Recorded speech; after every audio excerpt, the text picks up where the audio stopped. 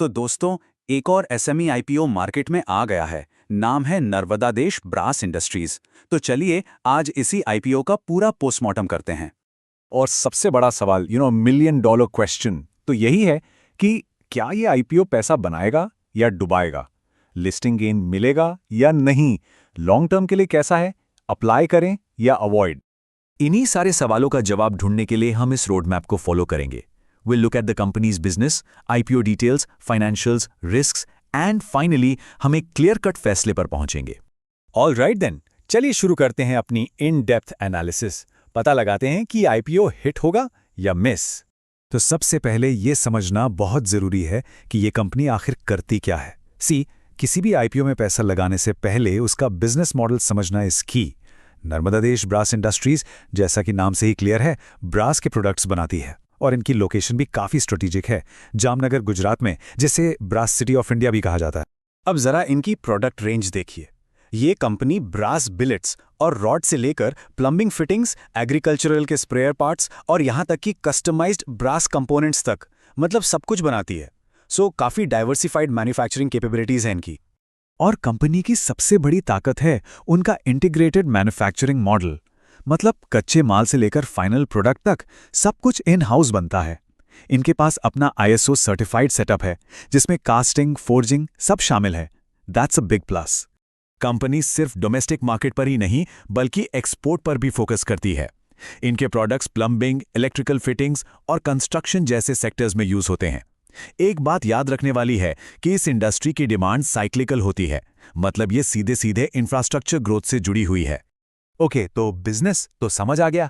चलिए अब सीधे आईपीओस की निटिग्रिटी पर आते हैं, देखते हैं कि ऑफर में क्या है। तो ये एक बीएसई एसएमई आईपीओ है।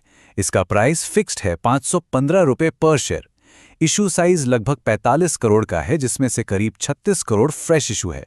और सबसे इंपॉर्टेंट बात, एक लॉट में 240 शेयर्स हैं। इसका सीधा सा मतलब ये हुआ कि एक रिटेल निवेशक को कम से कम एक लॉट के लिए करीब 1,23,600 रुपए लगाने होंगे।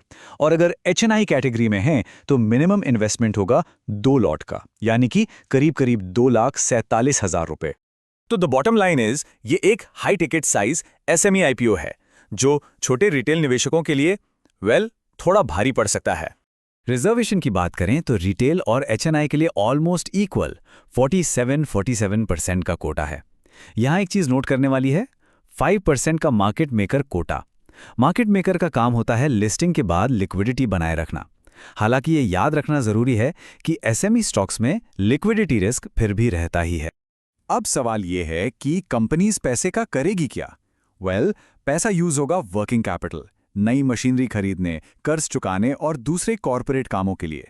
इट्स अ गुड थिंग, पैसा बिजनेस ग्रोथ और कर्ज कम करने में ही जा रहा है। चलिए अब आते हैं इस पूरी कहानी के सबसे जरूरी हिस्से पर, फाइनेंशियल्स।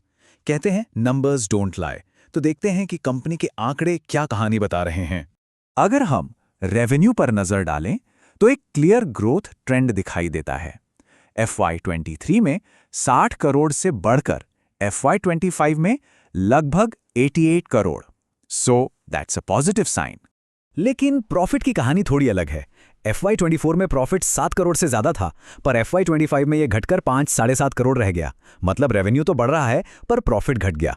ये एक रेड फ्लैग है, प्रॉफिट में कंसिस्टेंसी नहीं है। अब एक ऐसा नंबर देखते हैं जो पहली नजर में चौंका देगा।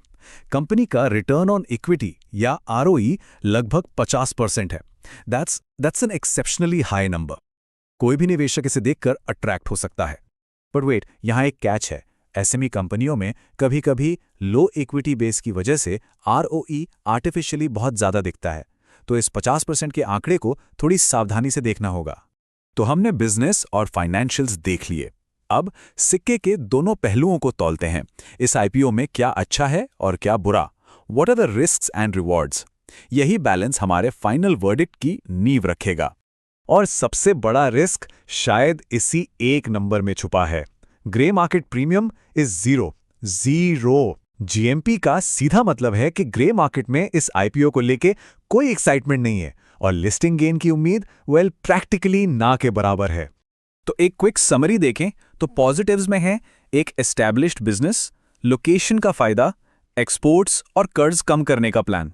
दूसरी तरफ रिस्क्स में है एसएमई स्टॉक की low liquidity, high ticket size, profit में इनकंसिस्टेंसी, कच्चे माल की कीमतों का रिस्क और सबसे बड़ा जीरो जीएमपी।